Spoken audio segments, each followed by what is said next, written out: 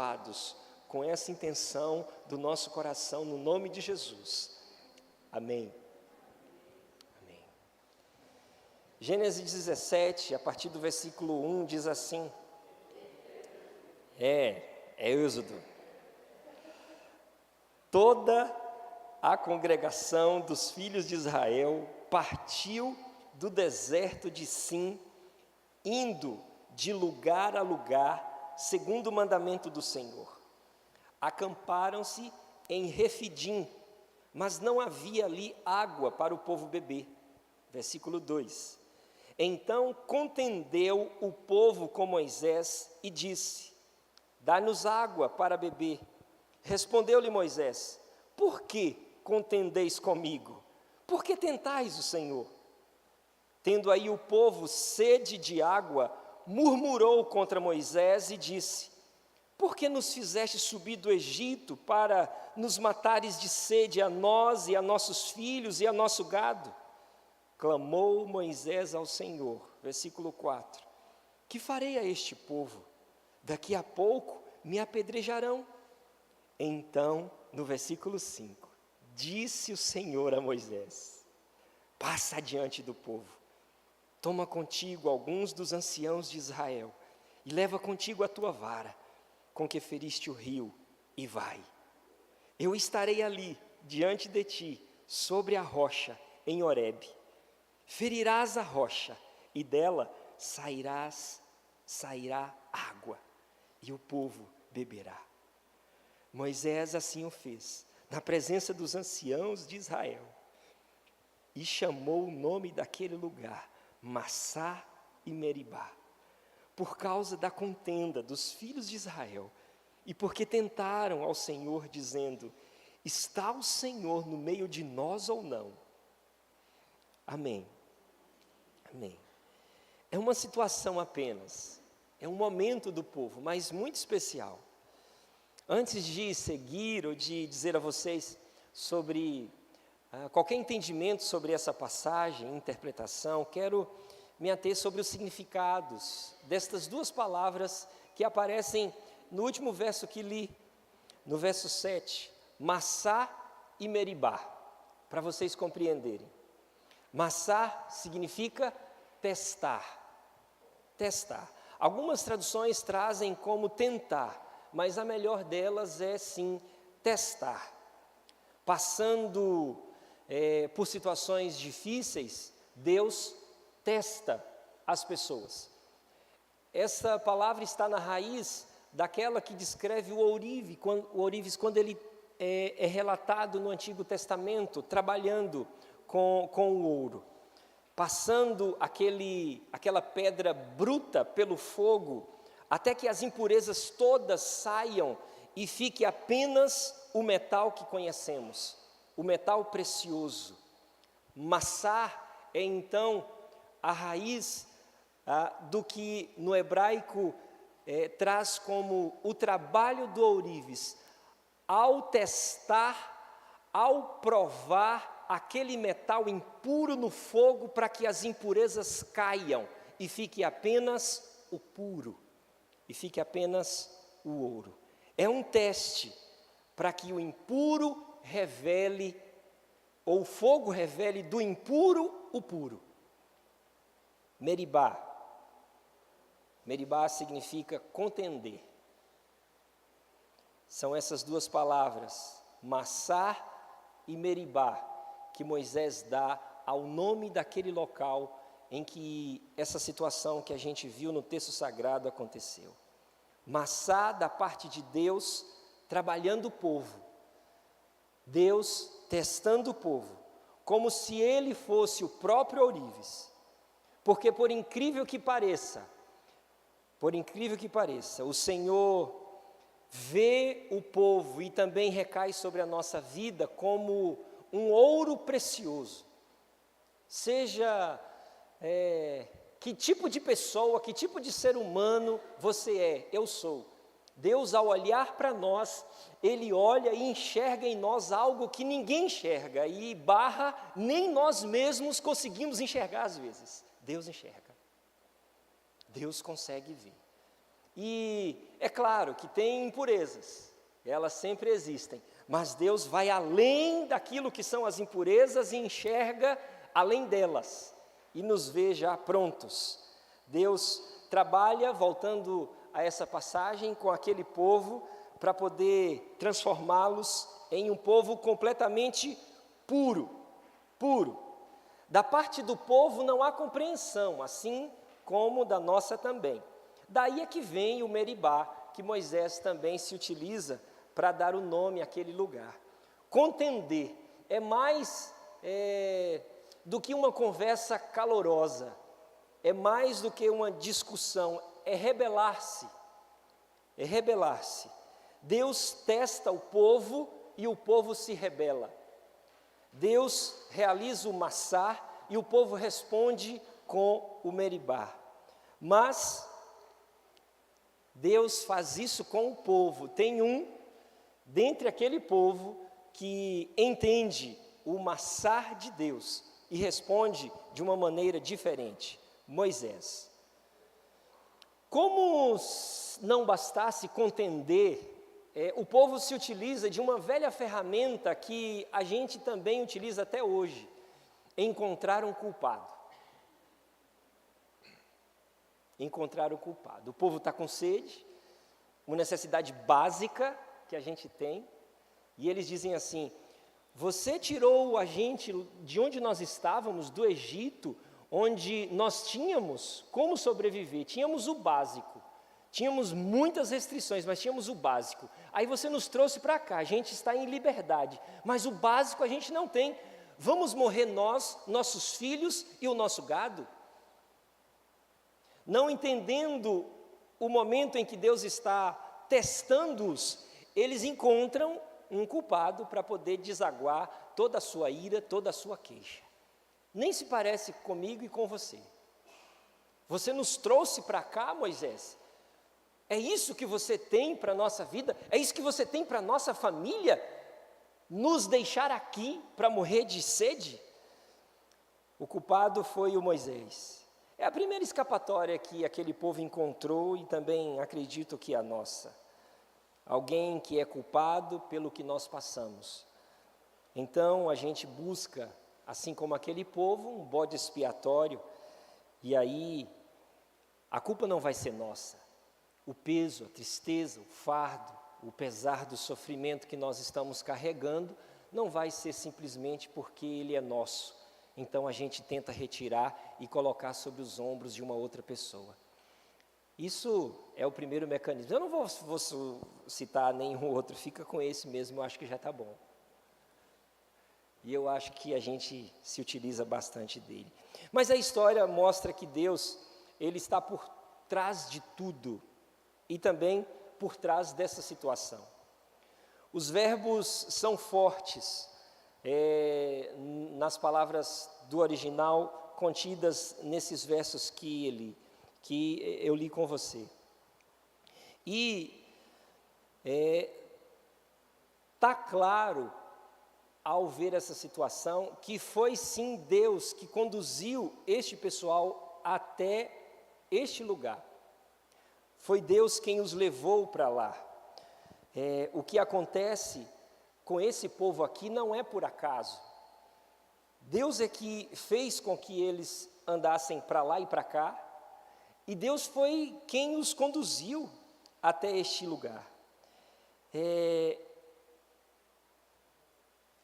Eu acredito que em nossas vidas nós tomamos muitas decisões, e Deus permite que a gente pense assim, que está no controle, que a gente imagina que é por esforço nosso, pelas iniciativas que a gente tem de ir e vir, de construir, de adquirir, de fazer, e Deus vai deixando, e a gente vai se sentindo bem na fita, e Deus vai lá, só deixando, e vai até um momento em que as coisas desandam, e aí acontece o massar, né? Em que as questões que nós estávamos pensando que eram de iniciativas nossas, fogem do nosso controle, em que a gente não suporta mais. Ouvi isso outro dia, e que a gente descobre um outro de nós que nunca nós tínhamos dado conta. Um outro que a gente não tem o controle, que a gente não sabe o que fazer, não sabe para onde ir, não tem como pagar para resolver e não tem quem possa nos socorrer. Aí sim, a gente se depara com um outro que não conhecíamos. Já aconteceu isso com você? Quando não existe absolutamente uma única ação que possa nos ajudar, de ninguém. Aí, já que não tem o que se fazer, a gente se depara com esses momentos grandiosos, que o Moisés dá o nome aqui de Massá e Meribá. O Senhor nunca saiu do trono, regindo a tudo que existe e também as nossas vidas. Ele está olhando a gente a todo momento, a mim e a você, vendo aquilo que a gente tem tomado de iniciativas, os caminhos que a gente percorre. Deus está no controle, gente, nunca saiu dele. Você imagina que existe outros que governam, pode até que seja de Brasília. Deus vai dando linha, vai soltando carretel, aí a galera vai pinando, Deus vai deixando.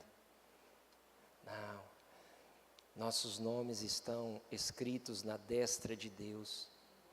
Você já passou um dia sem ver a palma da sua mão? É possível?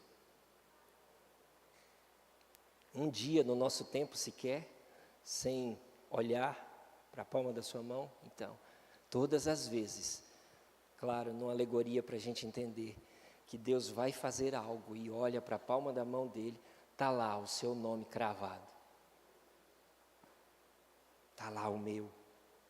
E ele olha e se lembra de nós. A todo instante, a todo instante. Deus então não fugiu do controle. Muitas vezes nós é que realizamos situações que se assemelham com a conclusão do Massá. A gente que confia em nossas próprias mãos para realizar as nossas coisas. Tanto tempo andando com o Senhor, não é? Tanto tempo, com toda a intimidade que você tem com Ele, seja você participante da nossa comunidade de fé ou não, mas tanto tempo você andando com Ele, ao redor dEle, por caminhos que Ele está, mas ainda assim, a gente precisa de encontros com o Senhor, como este descrito aqui no capítulo 17 de Hebreus. Por situações que a gente experimenta, vive, vez por outra nós precisamos passar por esse Massá. E situações assim, deixa claro quem nós somos e quem Deus é. Deixa assim. É em momentos assim, em que a gente não encontra água, que nós nos sentimos aflitos, que Ele mostra a sua graça e que deseja ajudar a gente. Eu não sei se você se lembra, mas a graça do Senhor, ela é de forma abundante, quando necessário. Muito pecado, muita graça. Se lembra das palavras de Jesus? Então imagine os nossos filhos andando livres, realizando, se sustentando, se mantendo. A gente só precisa de informações para o nosso coração ficar em paz. Mas na medida que eles precisam, que acontece algo na vida deles, a nossa vida é entregue para ajudá-los. Mas repito, se eles estão bem, só precisamos de informações. Aí nos tranquiliza. Mas no momento em que é necessário uma ação nossa, a gente se desdobra. Ajuda ou não ajuda? Então, quando o Massá acontece, na minha vida e na sua, quando há um peso de sofrimento, de dor, em especial aqueles que a gente não dá conta, Deus está lá. Alguns de nós precisam, vez por outra, desse florescer / renovo, E não há um momento melhor em nossa vida que nos chame mais a atenção do que estes, quando a gente sofre. E quando a gente passa situações de privação, em especial aquelas que dizem respeito a coisas básicas para a nossa vida, são situações que não tem como não nos chamar a atenção. Não tem como. Eu não fico imaginando Deus mandando WhatsApps em grupo para a gente. Mas Ele, em momentos assim, manda no privadão. E com letras garrafais. Demonstrando que Ele é e que Ele está. Vou dizer algo a vocês. Me desculpe a simplicidade, mas veja se faz sentido para você.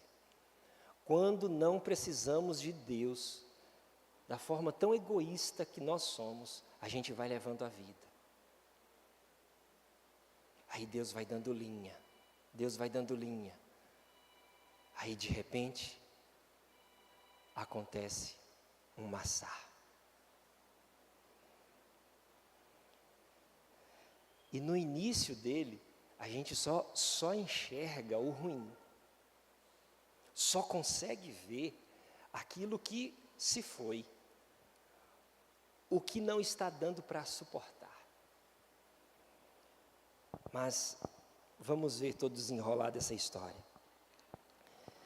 Eu não vou me aventurar, eu quero fazer uma citação aqui a vocês sobre algo que eu percebo que floresce com muita facilidade, que é a terra de onde eu cresci. Todo nordestino vai entender o que eu vou dizer agora.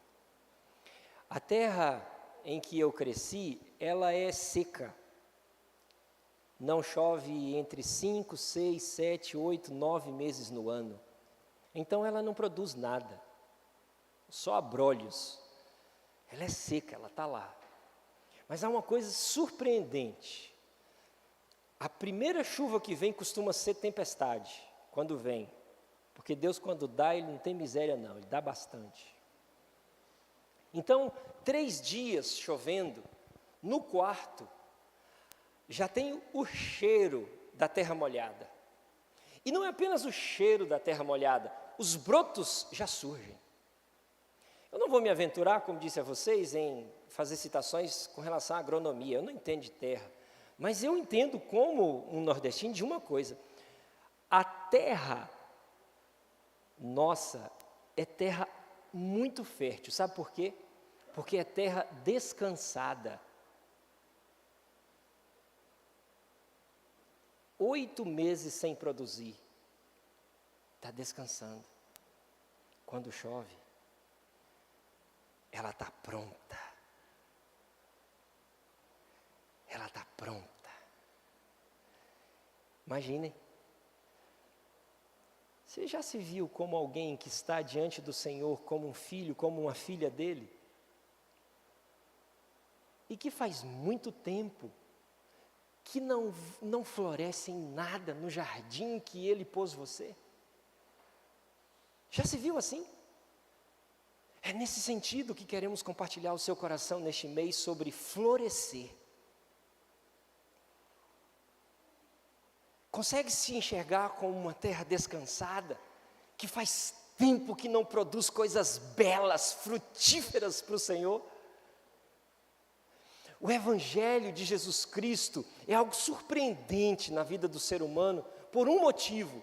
O Evangelho de Jesus Cristo não quer produzir no ser humano para ele ter, reter, adquirir, conquistar. É o contrário. O Evangelho do Senhor Jesus Cristo, ele faz no ser humano possibilidades para doar, para compartilhar. Então, na contramão daquilo que se pensa que é o ser abençoado, e está tudo de boa, e ser show a vida, que é adquirir, que é estar bem, bombando, é o contrário. Quando você não tem, mas está dando.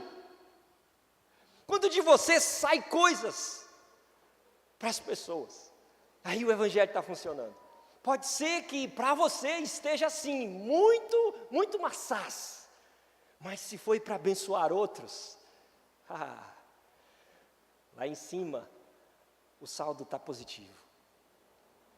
Então, imagine-se assim, como essa terra seca, que não tem provisão de água durante um bom período do ano, mas aí vem aquela chuva, que é o Senhor que manda, porque é Ele que controla, é Ele que rege. Daí vem naquela terra descansada, e aí renasce, floresce, frutifica. É uma experiência muito profunda, essa que o ser humano pode ter com Deus, que é no momento em que ele está sendo testado, Deus se apresentar a ele. Talvez uma das situações de relação mais profunda que o ser humano pode ter com o Senhor. Então vamos lá.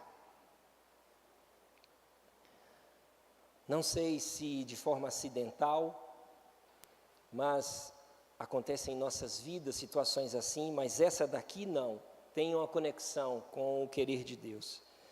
Esses dois lugares fazem parte, Massá e Meribá, do que Deus queria para aquele povo naquele momento.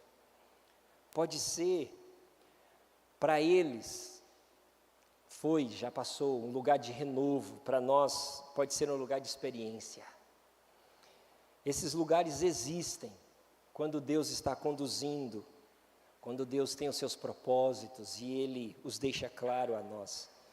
Não sei se você percebeu, no versículo 1, o povo estava andando de um lugar para o outro. Nem se parece com a gente quando a gente não sabe como resolver as coisas, andando para lá e para cá. É uma informação meio estranha, está contida na Bíblia, né? Na palavra de Deus, dizer assim, o povo está andando para lá e para cá, está sem saber o que fazer. Então, por não saber o que fazer, está tentando gastar o tempo andando para lá e para cá, de bobeira. Mas, sabe quem os conduziu para isso? Próprio Deus. Não foi um acidente, eles de repente chegarem em Refidim, que é o lugar, o nome antigo antes de Moisés dar um outro. Não foi por acidente. E é nesse ponto que eu queria chamar a sua atenção mais uma vez. Deus conhece, sabe e está conosco em todas as situações das nossas vidas. Entenderam? Sabe, conhece e está conosco. Algumas delas não têm a ver com Deus fazendo a gente andar para lá e para cá. São consequências das decisões que a gente toma por caminhos que a gente quer trilhar. Mas Deus vai com a gente. Deus está conosco a todo momento. E eu penso que em situações em que a gente está nessas dificuldades e que está com uma surdez alarmada, é que Deus permite e vai com a gente por esses caminhos difíceis para que experiências possam acontecer conosco. Que Ele tem um massar para apresentar a nós. Deus então, a princípio, faz o povo andar para lá e para cá. E aí, a dica de Moisés continua para a gente, quando ele nos informa que Deus, o povo está andando para lá e para cá conforme a ordem do Senhor, conforme o que Deus está desejando, está realizando. Momentos difíceis podem ser que estejam no radar de Deus em que a gente esteja passando. E Deus não é indiferente, aliás, Deus é amor, e amor é o contrário da indiferença. Então, Deus nunca é indiferente, em momento algum nas nossas vidas, dos caminhos que a gente até toma as decisões para entrar e se enrosca, Deus não é indiferente. Com as coisas que advêm sobre a gente, que não está no controle, não foi por decisões nossas, mas elas acontecem e trazem muito sofrimento para nós. De novo, Deus não é indiferente, porque não é próprio dele, ele é amor. Ainda que a gente compreenda, como o nosso Senhor Jesus disse, por que o Senhor me abandonou, Pai? Quando ele estava exposto na cruz, todo furado, ensanguentado, abandonado, o pecado do ser humano que recai sobre ele, diz, por que o Senhor me abandonou? É o sentimento que Jesus estava naquele momento, não era a realidade, era o que ele estava experimentando. Aí Deus faz com que relâmpagos, trovões, o chão se mova e deixe claro que ele não estava participando com Jesus exposto na cruz, mas ele estava ali. Mas o sentimento que o nosso Senhor tem é este: o Senhor me abandonou, Pai. Por quê? E nós também passamos por situações em que a gente se sente assim. Mas veja, Deus é amor. 1 de João 4,8: aqueles que não amam não conhecem a Deus, porque Deus é amor. Então, seria improvável que Deus fosse indiferente a todos os momentos que a gente passa em nossas vidas. Ele não é, Ele está ao seu lado. Ele está ao seu lado. Pois bem, eu queria compartilhar com vocês 2 textos para me ajudar com essa proposta de reflexão que estou fazendo com vocês. 1 de Coríntios 10, versículo 3.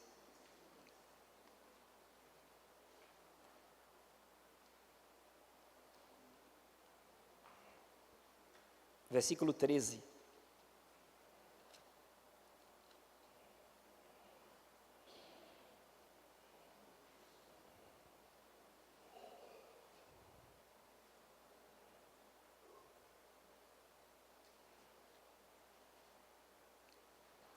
Antes de ler esse verso, deixa eu te perguntar uma coisa, e é algo bem sincero, tá bom? Você já parou para pensar se algumas situações difíceis que você está vivendo, difíceis mesmo, não vale aquelas de dona unha não, difíceis, pesadas, subsistência, sede, perspectiva de morte, você já parou para pensar que Deus está assistindo tudo? Que Ele tem propósitos? Já parou? De boa. Conseguiu já passar o susto, secar as lágrimas, levantar a cabeça ou se curvar ainda mais para falar com o Senhor e ponderar a possibilidade dEle estar com você? Veja o que diz esse texto: não veio sobre vós tentação senão humana.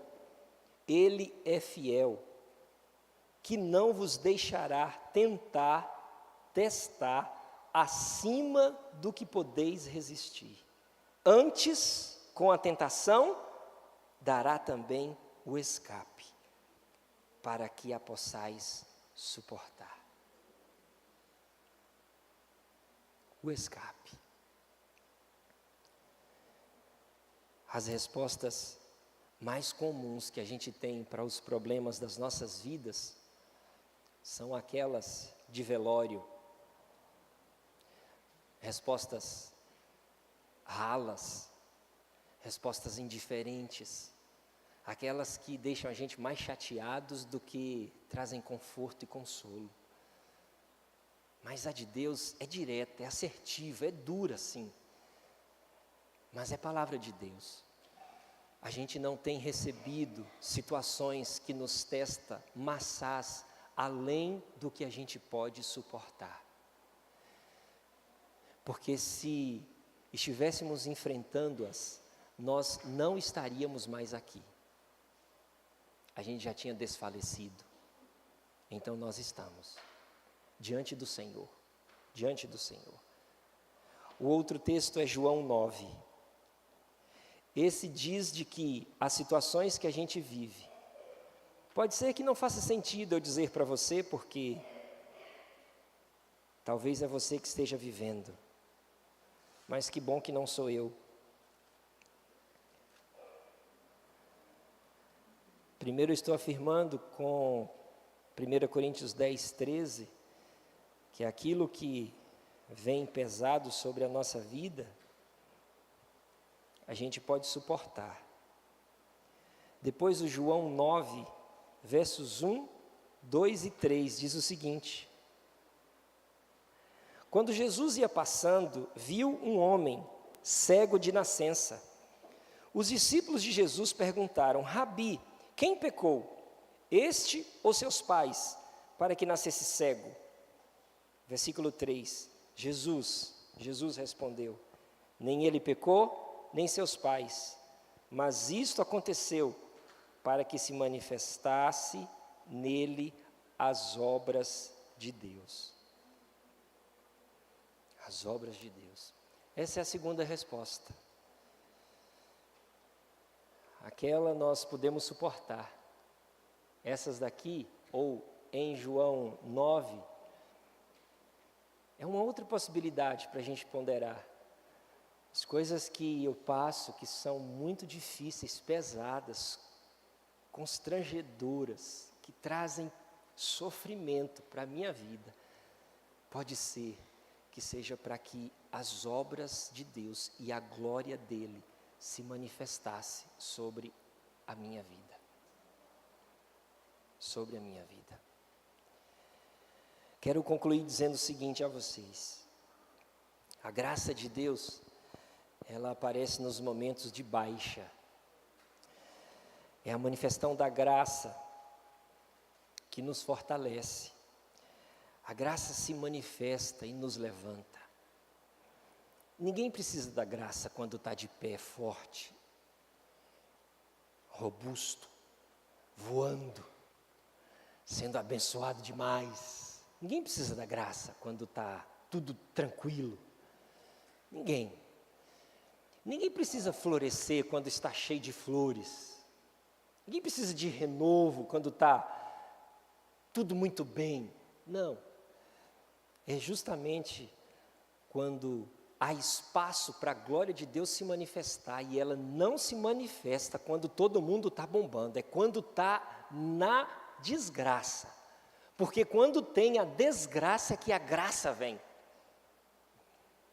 A graça de Deus se manifesta. Por que será que maçãs aparecem em nosso caminho? Porque Ele está fazendo algo em nós. Ele está fazendo algo dentro de nós. E é tempo de nós experimentarmos, primeiro compreendermos e experimentarmos isso que o Senhor está fazendo. Se Massá e Meribá é lugar de luta, de sofrimento, provação, é também lugar das possibilidades. As possibilidades. Não sei se você vai concordar comigo, mas no top 5 daquelas dificuldades que nós passamos, se for de relacionamento, de conversas difíceis que nós tivemos que ter com alguém, seja com cônjuges, com familiares, com pessoas que eram próximas, que a gente amou bastante, porque não dá para ter problemas com quem a gente não ama, só dá para ter problemas com quem a gente ama.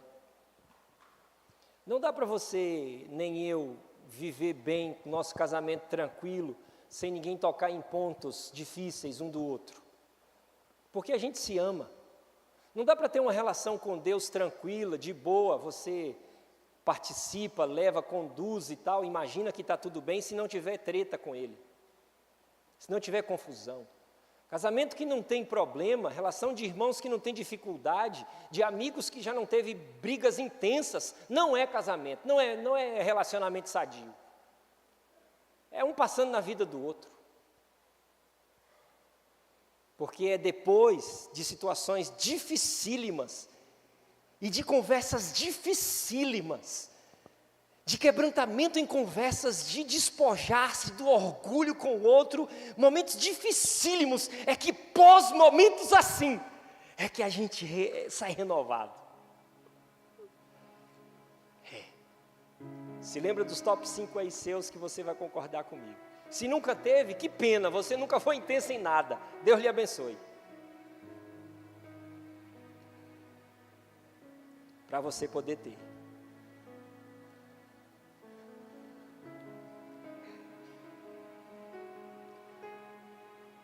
Repito, se Massá e Meribá é lugar de sofrimento, é lugar de provação, é lugar das possibilidades, vejam o verso 6 comigo, lá em Êxodo de novo, por favor.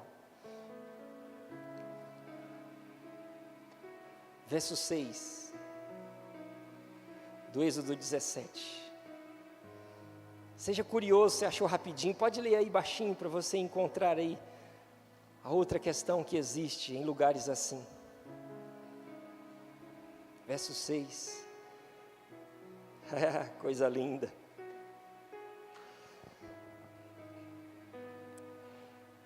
Você poderia rasgar a sua alma e entender que Deus está falando isso agora com você? De boa, estou perguntando de boa para você. Poderia se desprender de todo o ceticismo, de tudo que é racionalização, e olhar para esse versículo e falar: meu, é Deus que está falando. De tudo que é lógico, que, não sei, coloque mais aí questões. Olha, eu estarei ali.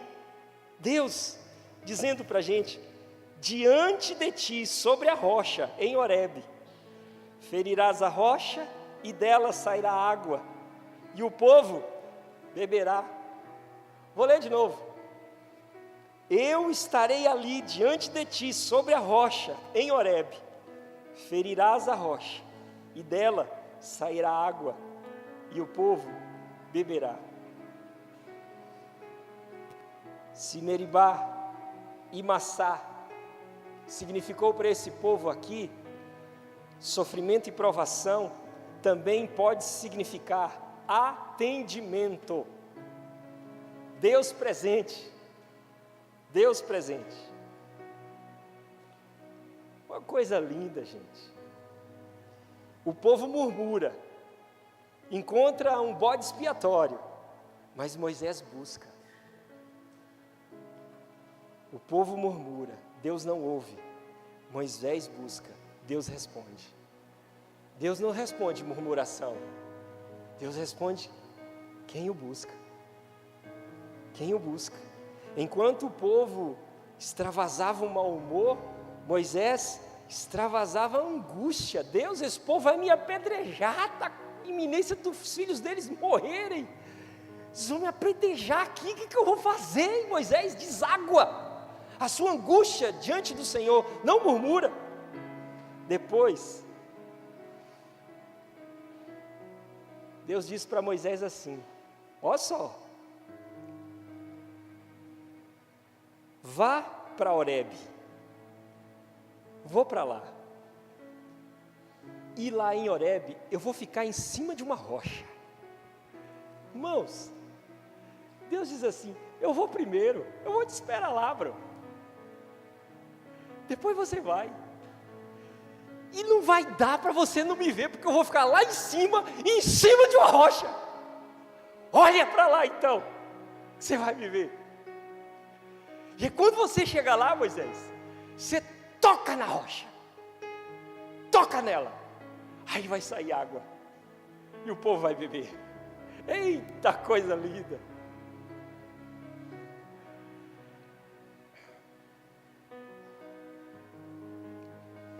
Eu estarei à sua espera. É o atendimento que Deus concede em Horebe a Moisés. Estarei à sua espera. É isso. Deus aguardando a gente, de forma rasgada, se mostrando, revelado a nós, através de Jesus Cristo. Vocês estão me entendendo, gente? Não estou querendo emocionar ninguém, não. Fica tranquilo aí.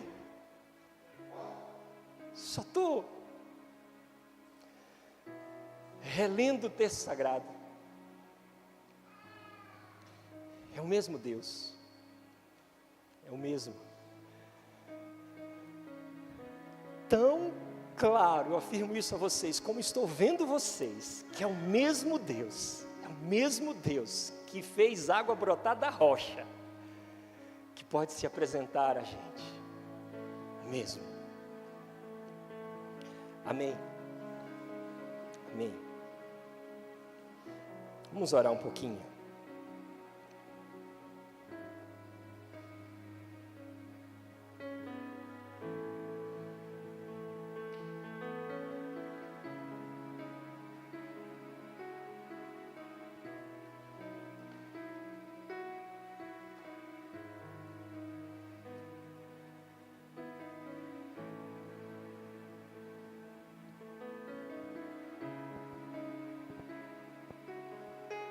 Nosso Pai, nosso Senhor, nosso Deus bendito, nosso Deus maravilhoso, O Senhor é grande em sua palavra, é tremendo, é vivo, e por causa da sua palavra, nós podemos ancorar a nossa alma, Senhor, em Ti. Obrigado, Senhor. Obrigado pelo Senhor ter se revelado a nós, pelo Senhor ter se mostrado. Obrigado. Em especial, Senhor, peço que isso esteja acontecendo com todos nós, cada um compreendendo a sua maneira, Pai. Todos nós. Para que faça sentido, Senhor, os feitos do Senhor lá, que são feitos para hoje também, com aquele público lá, que é para nós também, em nome de Jesus. Deus, derrame Teu favor, Tua graça, Tua misericórdia, através do toque do Senhor Espírito Santo, em nome de Jesus, sobre cada coração aqui, em nome de Jesus, em nome de Jesus, em nome de Jesus. É assim que a gente descansa esta manhã, Pai, de culto em Tuas mãos, agradecidos pela Tua palavra. Amém. Amém, amém, gente, amém, amém, amém. Jesus guarde a gente, amém?